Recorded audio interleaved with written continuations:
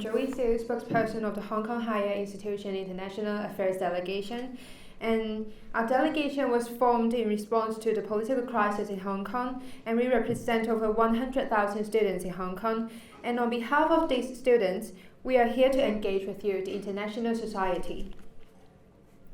Today marks the 102nd day of the pro-democracy freedom movement in Hong Kong. The fight was sparked by the deeply unpopular extradition bill, which still took us 3 months to put to bed. But we cannot stop right now, because of what we uncovered about our society in the last 100 days. The decayed political system, the inescapable police brutality, and the encroachment of the Chinese Communist government to Hong Kong. Ever since 9th of June, blood has been spilled and tears have been shed. Over 2,300 rounds of tear gas and over 480 shots of rubber bullets shot, 1,300 arrested, and countable numbers of injuries. Hong Kongers are exhausted and disheartened. At least 8 of us had took our lives as a final act of the protest. There is now a well-documented catalogue of violations of human rights, torture during arrest and detention, sexual and gender-based violence, hindrance of humanitarian aid, and excessive use of forces and firearms, arbitrary arrest and political prosecutions, even when the Hong Kong and the Chinese government remained in denial. These measures, extreme by Hong Kong's standards, have the sole objective of suppressing the freedom of expression and assembly through terror. These atrocities are committed not just by frontline police officers, but also the Hong Kong and Chinese government officials who condones and encourages such extreme repressive tactics. In the last 20 years after the 1997 hangover of Hong Kong, there has been a steady erosion of Hong Kong's autonomy and human rights conditions. Hong Kong may still appear a vibrant metropolis, but we know that our city is dying.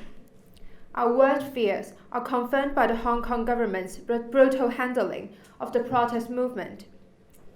Beijing's influence is visible not only in the conduct of the Hong Kong government, but also in the backlash against the protests through a global misinformation drive. Such blatant government infringement of Hong Kong's autonomy and violation of our basic human rights means China has broken its promises to both Hong Kong and the world.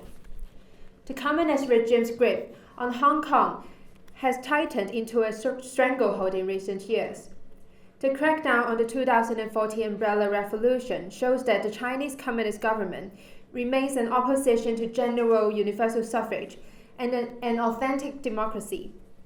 The disappearances of Hong Kong booksellers and many others that we cannot name threatens to render Hong Kong merely any other mainland cities.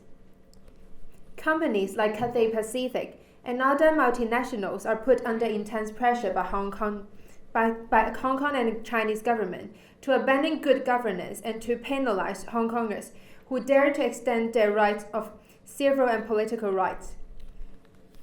The brutal authoritarian leader, Hitler, once said, "The first step to eliminate a nation is to disintegrate its language, which embodies its culture that started from schools." By strongly advocating the use of Putonghua as the medium of instruction in secondary school syllabus, suppressing the use of Cantonese and Hong Kong culture, as well as to export the ideas of China to foreign countries through the setting up of Confucius Institutes, the Chinese Communist regime is trying to invade and to encroach on the languages, culture, and values. Pro-democracy and freedom activists had to flee Xinjiang and Tibet to escape from unfair political prosecution. And today, some of us have to flee Hong Kong. What has been happening in Xinjiang and Tibet is now happening in Hong Kong. The authoritarian China is becoming more and more aggressive in getting its way of imposing its worldviews on those who want its business.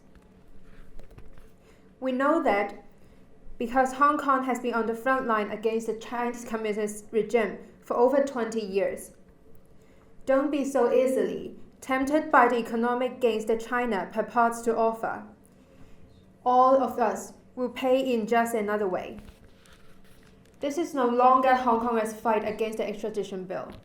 It is a fight against the Chinese Communist government regime to defend our universally shared values. We ask those of you who believe in freedom, human rights, and democracy to stand with us in the fight of safeguarding our long-upheld values from being encroached by the Chinese Communist regime. We have to contain China. Liberate Hong Kong. It is a revolution of our time. Stand with Hong Kong.